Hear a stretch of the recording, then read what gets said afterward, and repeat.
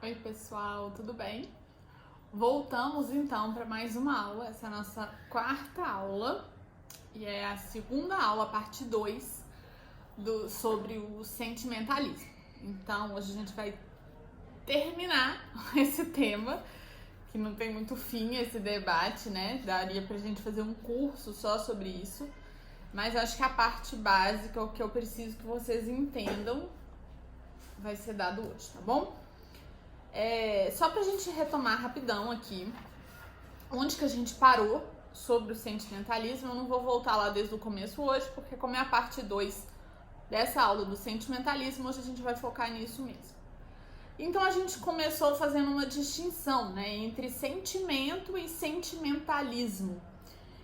Ter sentimentos não é ser sentimentalista, não é isso, né? O sentimentalismo não é um combate ao sentimento. Então, o que é o sentimentalismo? A gente conversou sobre a fundação do nosso edifício espiritual, sobre a fundação daquela casa, né, que a gente falou e que a gente quer construir, seja no nosso terreno, seja no terreno do outro. Então, a gente falou que a primeira coisa que a gente tem que ver quando a gente vai construir uma casa é sobre a fundação dessa casa. Então, o que a gente vê sobre a fundação? Como eu vou construir essa casa de maneira que ela permaneça em pé, que ela não caia, que ela não vá abaixo, que ela não desabe. Então, eu preciso de uma fundação sólida, não é? Eu preciso de uma fundação boa. A areia é boa fundação para uma casa? Não. Isso quer dizer que a areia é ruim? Não quer dizer que a areia é ruim, quer dizer que a areia não é ruim para isso. Não é? Do mesmo jeito, o sentimentalismo não é ser contra o sentimentalismo, não é ser contra o sentimento ou os sentimentos, não é isso? É ser contra os sentimentos para um determinado fim. Qual fim? O fim de ser a fundação, a base da nossa vida como um todo e também da nossa fé.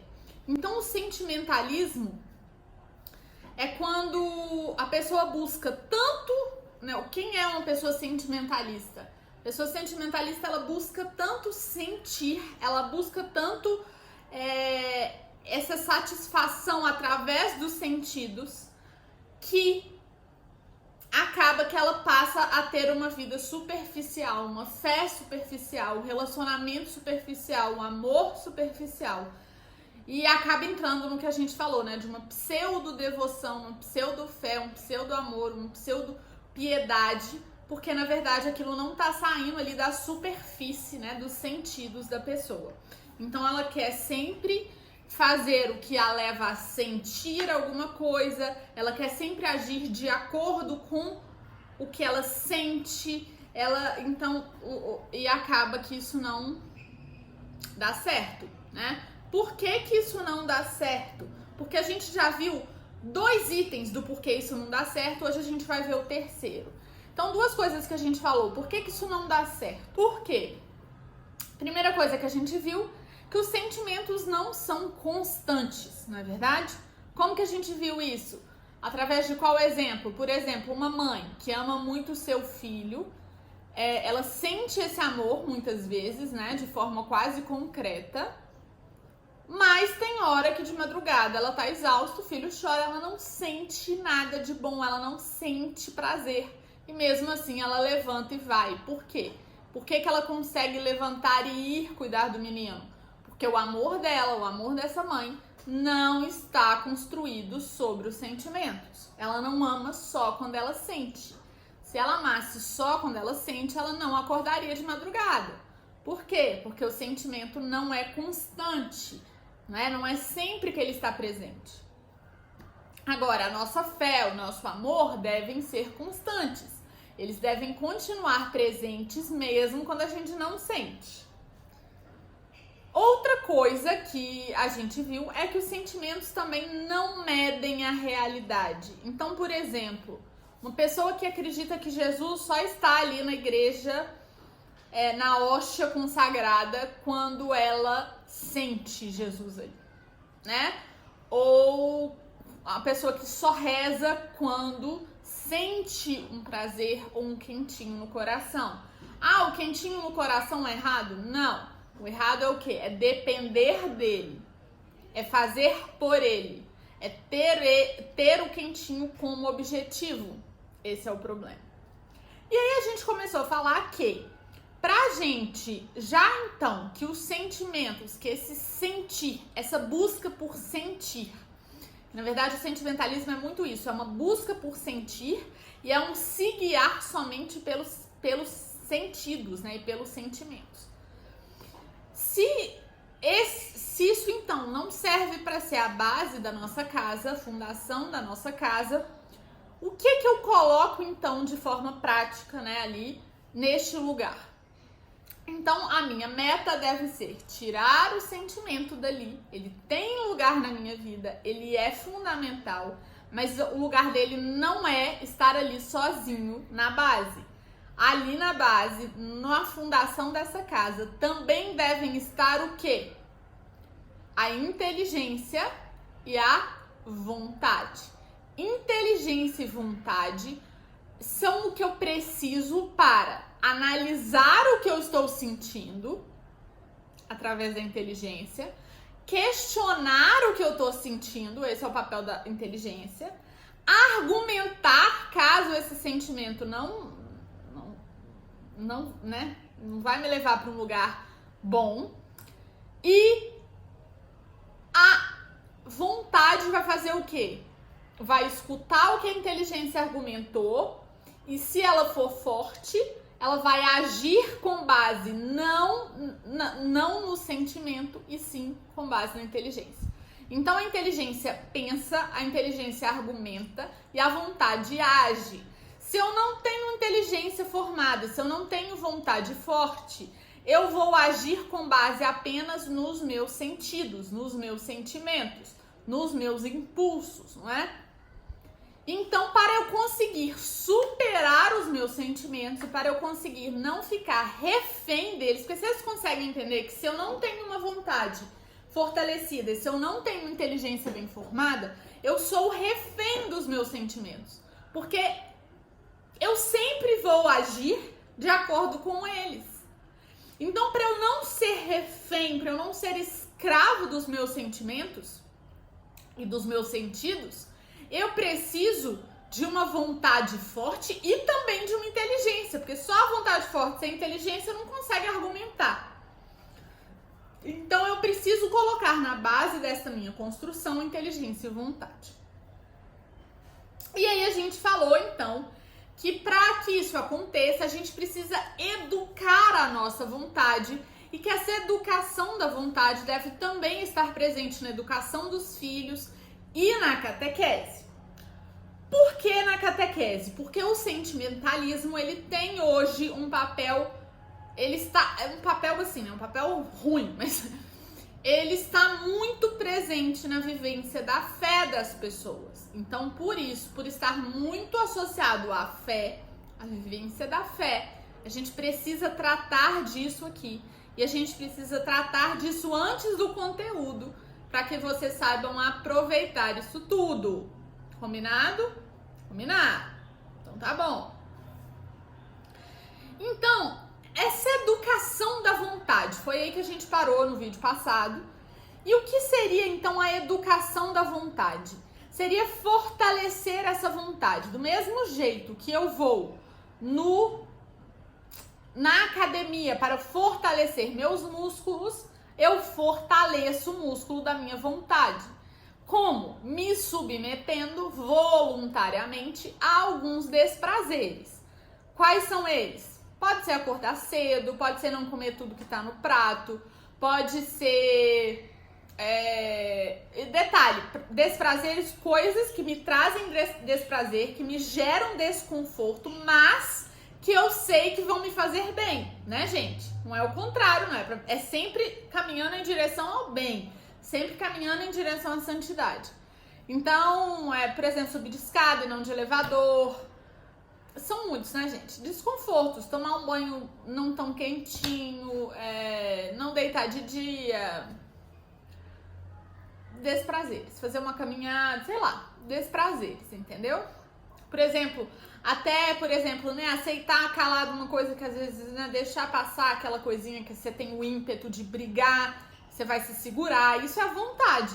Então é exercitando a vontade, sabe? Sabe aquela coisa assim, você veio à vontade. Então, por exemplo, veio à vontade de deitar de tarde. Eu sei que isso não vai me fazer bem. Por quê? Porque eu tenho muita coisa pra fazer de tarde. Se eu controlo esse meu desejo e faço diferente, isso é a minha vontade agindo.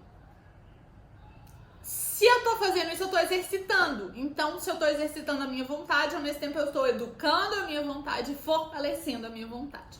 Então, a educação da vontade é através dessas coisas práticas, né? Desses desconfortos que a gente voluntariamente se submete. Mas, para, por exemplo, isso ser... Na educação de filhos, acho que não tanto, né? Isso não tem tanto que ser falado, assim. Eu acho que tem que ser falado assim, olha, agora não é hora disso. Por que agora não é hora disso? Esse papel da inteligência, né, com a criança, então a inteligência não é quem argumenta. Pra gente formar essa inteligência das crianças, a gente faz o papel da inteligência delas, né? Então até que elas tenham inteligência formada, é o nosso papel explicar. Alguém tem que argumentar ali. O argumento pode ser a sua autoridade? Pode ser a sua autoridade, mas algum argumento você vai ter que dar, não é? E é bom que a criança entenda, que você pelo menos ajude a criança a entender o quê? Que tem coisas que a gente faz, que a gente não sente prazer, mas que nos faz bem. Então é bom você ajudar a criança a reconhecer essa recompensa que ela ganha, né? Por exemplo, uma criança que vai bem na prova, essa nota é uma recompensa, né? É bom, é satisfatório você tirar uma nota boa na prova.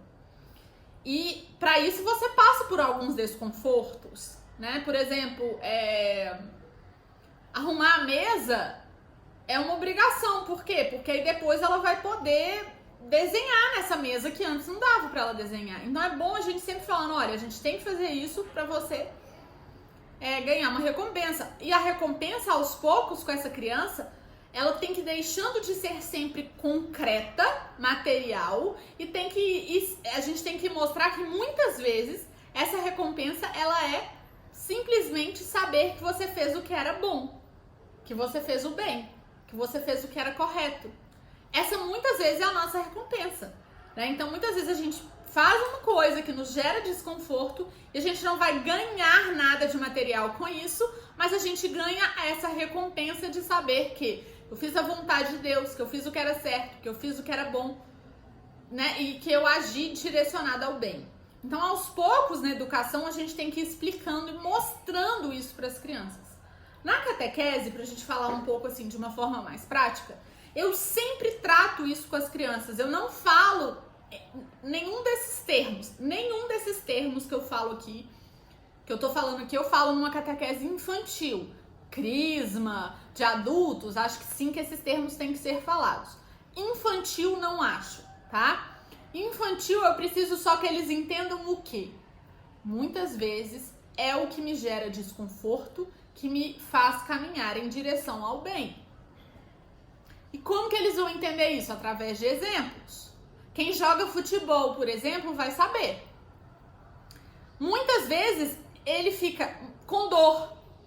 Muitas vezes ele machuca, muitas vezes ele sofre nos treinos. Existe um desconforto num jogador de futebol.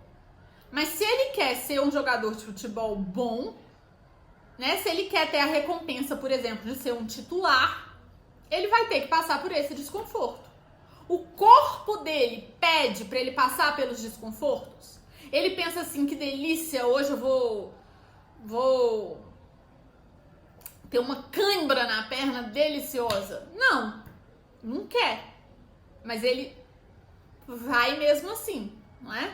Então, ó, uma bailarina dói o pé, é cansativo, mas eu sei que é aquilo que eu quero e eu sei que é aquilo que vai me fazer ser melhor. Então, por isso eu vou, por isso eu permaneço, por isso eu enfrento esse desconforto. Então, do mesmo jeito, se a gente quer ser santo, do mesmo jeito, né, que alguns querem ser jogadores de futebol, outros querem ser bailarinas, se a gente quer ser santo, existem algumas coisas que a gente tem que fazer, que vão nos fortalecer e que em determinados momentos vão nos trazer desconfortos. Do mesmo jeito que a ponta traz desconforto, né? Que a chuteira dói o pé, tem coisa que vai nos trazer desconforto. E isso não pode nos impedir de continuar. Mas quando que isso não nos impede de continuar? Quando a gente sabe onde a gente quer chegar. Então, no caso dessas coisas que vão me santificar, eu vou suportar se eu amo a Deus e se eu sei onde eu quero chegar. Onde? No céu. Então, percebam, isso aqui só vai funcionar na catequese se as crianças tiverem claro para elas onde elas querem chegar. E aí a gente vai falar disso na hora que a gente falar do conteúdo e vocês vão ver que do jeito que eu trabalho a catequese, o céu é uma realidade muito clara para as crianças e isso facilita muito, isso é condição, tá bom? Então é mais ou menos assim que eu vou tratando esse assunto na catequese e vou aos poucos trazendo. Então a missa dá preguiça sim, mas a gente vai por amor, a gente vai porque a gente não vive baseado só no nosso sentimento, a gente vai porque a gente sabe que é o certo, a gente sabe que é o que é bom, que é o que vai me fazer melhor, mais santo, mais próximo de Deus. Então, é nesse sentido na catequese que a gente vai trabalhando a vontade e com a catequese em si, né, com esse ensinamento de tudo assim, com o ensino de tudo, a gente vai formando a inteligência também das crianças. Então, gente, então o sentimentalismo e a fé é muito nesse sentido, né, que a gente já falou, que tem muita gente que tá ali buscando esse sentir e não buscando a Deus verdadeiramente. E uma coisa que eu acho que é muito importante a gente deixar claro sobre este tema, dentro desse tema, né, sentimentalismo e a fé, é que o sentir a Deus, por exemplo, é sempre um dom. Nunca é um direito meu. Então, Larissa, eu não posso sentir? Claro que pode. Mas isso não é direito seu para você exigir isso de Deus. Isso não pode ser condição da sua fé. Isso é um dom. Deus dá quando Ele quer, quando Ele sabe que aquilo te vai ser útil. Então, assim, a gente tem que ter muito cuidado, porque quando esse sentir fica a base, o objetivo de tudo, a fé não é real. A minha fé, para ser real, ela tem que sobreviver ao invisível, ao que é insensível, ao que eu não vejo, ao que eu não sinto. Eu posso, então, ver se for da vontade de Deus. Eu posso, então, sentir se for da vontade de Deus. Então, tá na Bíblia, né, gente? Ó, Hebreus tá lá. Que a fé é o quê? É o fundamento da esperança. É uma certeza a respeito de quê? Que a gente não vê. Isso é a fé. Se eu preciso ver, se eu preciso sentir, não é fé. Por definição, a fé é essa certeza do que não se vê. Então, o sentimento, gente, como é que chama? Nesse cenário da fé, né? É um dom. É um dom. É dado por Deus se e quando Ele quiser. Não pode ser condição, tá bom? Eu quero ler 2 trechos. Esse aqui é de Santo Afonso Maria de Ligório. Eu vou colocar no resumo para vocês em PDF. Que já falam bastante sobre isso, é bem claro. Prestem atenção. Algumas pessoas piedosas, lendo os êxtases e arroubos de Santa Teresa, São Felipe Neri e outros santos, desejariam ter essas experiências espirituais. Esses desejos devem ser rejeitados, porque são contrários à humildade. Se queremos ser santos, procuremos a verdadeira união com Deus, que é unir totalmente nossa vontade à vontade dele. Certas pessoas, ávidas de satisfações espirituais são esses sentimentos, né, essas coisas mais sensoriais, nada mais fazem na sua oração do que procurar sentimentos agradáveis e ternos, para se deliciarem neles. As almas fortes e desejosas de pertencer só a Deus não lhe pedem senão luz para discernir sua vontade e força, para a cumprir perfeitamente. Então, olha, como que a gente falou? Como que supera esse desejo pelo sentir? Com uma vontade forte, o quê? Para fazer o que a gente sabe ser o certo, o bom, a vontade de Deus. A gente precisa de uma vontade forte para a gente dar conta. Sem uma vontade forte, a gente não dá conta, tá bom? E aí, pra gente já começar uma próxima parte, assim, um próximo tópico, eu vou ler outro trecho. Esse trecho aqui é de Santa Teresa d'Ávila. Teresona, não é Teresinha, Teresa. Notai também que uma compleição natural fraca costuma causar essas tristezas, especialmente em determinadas pessoas sensíveis, que choram por qualquer coisinha. 1000 vezes hão de achar que estão chorando por Deus, quando não é assim.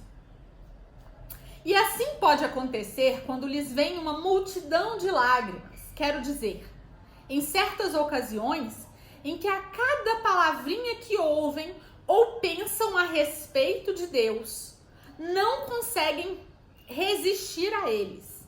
Algum humor pode lhes ter tocado o coração, que ajuda ao choro mais que o amor que se tem a Deus. E então parece que não vão mais acabar de chorar. E, como já ouviram dizer que as lágrimas são boas, elas não as evitam, nem desejariam fazer outra coisa, e ajudam o choro quanto podem. Assim o demônio pretende enfraquecê-las, de maneira que depois não consigam fazer orações nem manter sua regra, sua disciplina. Não pensemos que tudo consiste em chorar muito, e sim que ponhamos mãos à obra e façamos muito, e pratiquemos as virtudes, que são o que realmente importa, e que as lágrimas venham quando Deus as enviar, não cabendo a nós nenhuma providência para as provocar. O que a gente falou, não é mesmo? Acho que nada mais é necessário. Mas, gente, Larissa, eu sinto, muitas vezes eu sinto alguma coisa e tal. Gente, já ficou claro, não é? Não serve para ser base. Agora, uma outra coisa que a gente tem que falar é que, do mesmo jeito que a gente falou que sentimentos não são constantes e os sentimentos não medem a realidade, um tópico importante, antes da gente terminar essa parte do nosso curso, é a gente falar que os sentimentos não são também confiáveis. Não, que absurdo, eu sempre sigo meu coração. Ah, bonito, você sempre segue seu coração e você sempre se dá bem? Se estrepa. Tô falando nunca siga o seu coração? Não, gente, a gente tem coração, ele vai continuar batendo aqui. Mas isso tem que ser levado em conta. Para o nosso agir, tem que ter um discernimento. Não dá pra gente agir só com base no que a gente sente, só com base no nosso coração. Eu preciso o quê? Discernir. E por que eu preciso discernir? Por que a gente tá falando disso aqui? Justamente porque os sentimentos não são confiáveis. E por que os sentimentos não são confiáveis? Porque eu não sou confiável, porque nós não somos confiáveis. E aí entra um tema que é bem doído para muita gente hoje, porque muita gente hoje se acha perfeito, não é? A gente está aí num mundo de alecrins dourados e boa notícia, né, o que vai te libertar e te possibilitar caminhar em direção ao céu é essa: você não é um alecrim dourado. Olha que bênção! A gente não é um alecrim dourado, a gente não é maravilhoso, a gente não é puro e santo, a gente quer ser puro e santo. Mas para a gente ser puro e santo, eu preciso me questionar, eu preciso duvidar dos meus sentimentos. Então, gente, por que a gente não é confiável?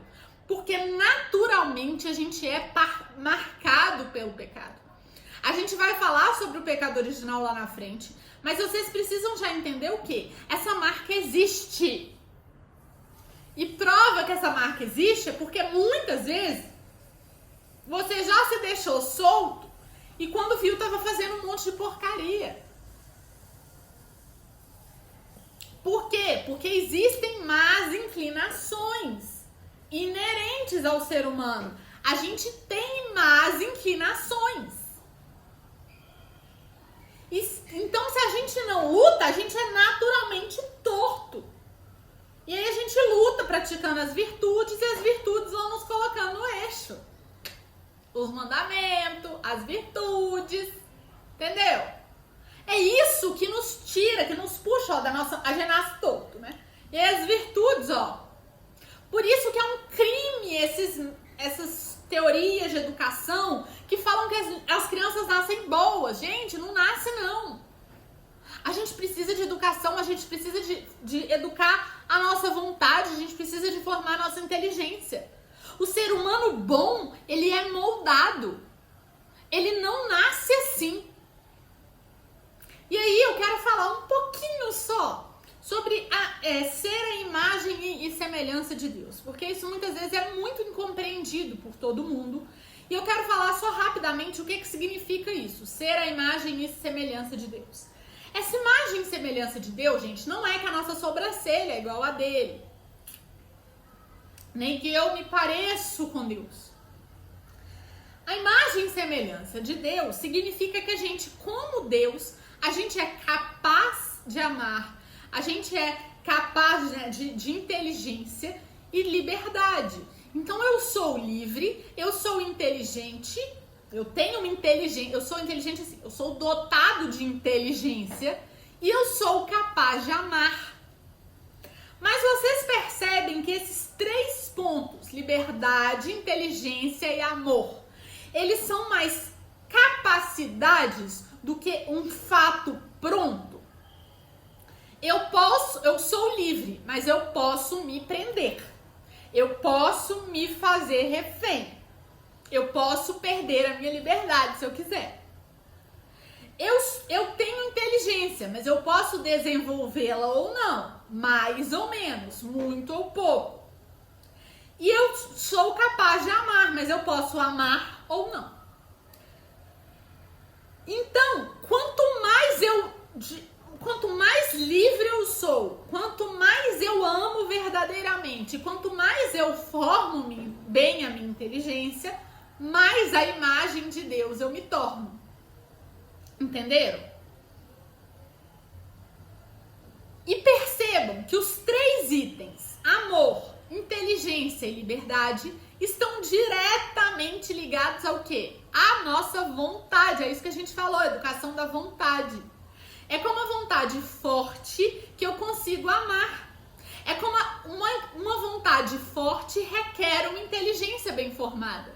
E é justamente a minha vontade que vai me libertar, que vai me tornar livre, que não vai me deixar refém dos meus sentimentos. Então, olha como que pra gente corresponder a isso, né? Pra que a gente corresponder a criação de Deus, a gente precisa de inteligência e vontade. Conseguiram acompanhar esse raciocínio? E essas más inclinações, então, elas precisam ser freadas. E como que eu vou frear essas minhas más inclinações? Com a minha inteligência e vontade, né? Então, por isso, por ser assim, por ser marcado pelo pecado, né, por não nascer pronto, por ter que ser moldado, forjado, o ser humano precisa de educar a sua vontade, precisa educar sua vontade, formar sua inteligência, porque ele precisa de um eixo ali para analisar, de um material para analisar se o seu sentimento é puro ou não, se o seu sentimento é confiável ou não, é um dom dado por Deus, vem realmente de Deus ou não. vem da pureza do seu coração ou da podridão do seu coração. Então muita gente fala, eu sigo o meu coração. Gente, então, nossa, eu tô sentindo no meu coração. Não é azia, não. Gases. Também sente quando é isso. Entendeu? Então, assim, quando a gente tá com muita vontade, a gente quer muito uma coisa, a gente tenta moldar tudo pra coincidir com aquilo que a gente quer. A gente não é confiável. E, de novo, eu falo dessa honestidade muitas vezes porque a gente é desonesto conosco, muitas vezes. Se a gente pensa com honestidade, a gente sabe que a gente não é confiável, porque a gente sente não é confiável sempre. Então, o que eu falei, o sentimento tem que sair da equação? Não, mas não é ele que pode mandar. Entenderam? E aí, gente, pra gente terminar já falando sobre, então, mais especificamente o sentimentalismo na catequese, eu quero pontuar alguns pontos. Muita gente, primeiro, quando fala de catequese, já pensa em gincana, já pensa em brincadeira, né?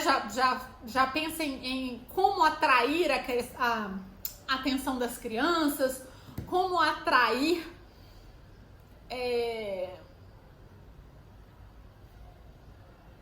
as crianças no sentido de como fazer com que elas gostem da catequese. E isso é válido, isso é natural, mas a gente tem que saber os nossos limites.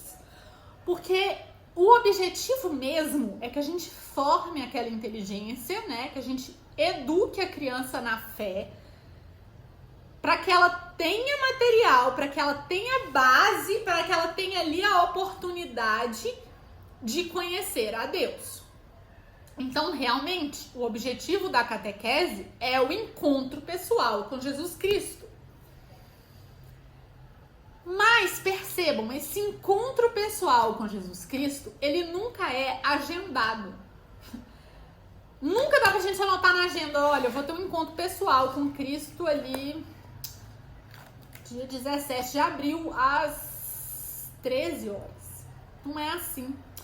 Quem não entende o que é isso, esse encontro pessoal com Cristo, muita gente fala que o encontro pessoal é esse momento da nossa conversão. É um momento que parece que a gente escuta um clique e que a gente é tomado por uma consciência absurda da presença de Deus. E que a gente parece que assim, os olhos se abrem pela primeira vez. E que pela primeira vez você enxerga com a realidade da fé. A presença de Cristo é 100% transformador. Eu vivi um encontro pessoal com Cristo. Eu sei que muita gente aí já viveu. Mas percebam, primeiro, ele não é condição para a fé, né? Porque tem muita gente que não passou por esse momento de conversão, não teve esse encontro, né? Não viveu aquele primeiro amor daquele jeito, mas vive a sua fé. E essa pessoa, ela não tem menos fé por causa disso. Então, primeiro, ele não é condição. E ninguém que já viveu esse momento, né, desse encontro pessoal com Cristo, marcou um dia. Ou viveu porque fulano fez tal coisa. Pode até ter sido movido a um evento externo. Mas você entende que às vezes tem várias pessoas ali que participam do mesmo momento e só você tem esse encontro? Então percebam que independe do externo, depende muito mais do interno e de Deus. Então, gente, você catequista, você pai, você nunca vai forçar este encontro. Se você faz isso, isso é uma ansiedade sua, isso não é o que Deus te pede, porque isso é impossível. Se você tenta forçar esse encontro, gerando sentimentos e experiências sobrenaturais, você vai estar construindo a fé daquela criança em cima de coisas falsas, artificiais. Não é isso que a gente quer. O seu papel é educar na fé e rezar por ela, para que os seus olhos se abram e que para esse encontro pessoal aconteça. Então, não pode ter gincana? Pode. Não pode ter brincadeira? Pode. Mas elas, de novo, do mesmo jeito que o sentimento não pode ser a base, a gincana e a brincadeira não podem também ser a base da catequese. Porque a gente não quer ensinar para as crianças que só o que é legal que eu faço, que só o que é legal tem minha atenção, que eu só dedico meu tempo ao que é legal. E outra, muitas vezes as gincanas e as brincadeiras, elas tiram o foco do conteúdo. A criança vai prestar muito mais atenção na brincadeira em si do que no conteúdo que está sendo trabalhado ali. Isso não pode acontecer. A gincana não pode concorrer com o conteúdo. Então eu sugiro sempre momentos diferentes. Eu vou ter o conteúdo na maior parte dos dias e às vezes quando eu estiver finalizando alguns tópicos ou em datas comemorativas da igreja, eu vou utilizar de gincanas para tornar aquele momento mais marcante e que para nessa gincana eu fixar o conteúdo que já foi dado. Essa é a minha sugestão, é assim que eu acho que funciona, tá? É a minha sugestão que eu tô sendo simpática, porque na verdade, no fundo mesmo, eu acho que é só assim que funciona. Entendeu? Eu sou muito colérica. Teve uma pessoa que mandou assim, hahaha, tô adorando as aulas, você é colérica, né? Falei, eu? É? Sou. Então, gente, é isso. Arrumar meus cabelos. Deixa eu ver se estou esquecendo de alguma coisa. É isso. Já tô no último tópico aqui. Então é isso. A gente precisa saber usar as coisas ao favor, não da gente, mas do que é o nosso objetivo ali. E a gente não pode deixar a nossa ansiedade forçar um sentimento ali e acabar levar as crianças a esse sentimentalismo, né? A basear a sua fé nisso. A gente tem que ensinar o contrário, tendo momentos legais. Gente, e outra, a formação não é pra ser chata, entendeu? Nenhuma criança nunca me odiou, as crianças me adoravam. E eu dava aula, assim, era um encontro-aula, entendeu? E a maneira como você fala, se você tá falando de maneira acessível pra eles, sem tratar a criança igual retardado. Gente, criança não quer ser tratado como criança. Eles querem ser tratados como gente. Então, tratar igual retardado, gente, dá ruim, entendeu? Trata de igual para igual ali, ó, que eles vão amar. Sabendo que é criança, óbvio, né? Mas mesmo nível aqui, ó. Tem dessa comigo, não. Então, gente, o que vai acontecer? Muitas vezes os sentimentos eles são usados como isca, né? Como porta de entrada. E muitos movimentos da igreja, eles fazem isso, né? Então, a renovação carismática, por exemplo, né? É um lugar que realmente tem muito disso ali. Mas eu quero que vocês entendam o seguinte. Não é ruim que isso seja usado como porta de entrada. Então, por exemplo, não é ruim uma gincana na catequese. Não é ruim esse encontro pessoal com Cristo, ao contrário, é a experiência mais maravilhosa que alguém pode ter e mais transformadora. Por quê? Os sentimentos, gente, quando genuínos, então quando não são isso também é uma distinção boa pra gente pensar, é genuíno ou não é?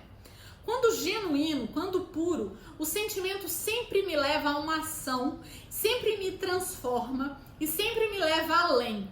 E essa ação tá sempre dirigida ao bem. Quando é puro. Quando não é, quando é só um sentimentalismo, ele vai me paralisar ali, porque eu vou querer eu não vou além dele, eu quero só ele repetidas vezes. Então, se eu vou ali num grupo de oração e eu sinto muita coisa, a presença de Deus ali, mas isso não me leva, não me impulsiona a aprofundar na minha fé, a estudar a doutrina, a querer mais, não é verdadeiro. É só um sentimentalismo. Agora, se eu sinto ali e isso me impulsiona e isso me leva a aprofundar na fé, a conhecer mais a doutrina, a estudar, a viver de acordo com o que a igreja me pede, aí foi verdadeiro. Entende?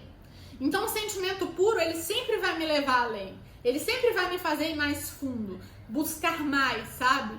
E o sentimentalismo não, ele fica só ali no sentir.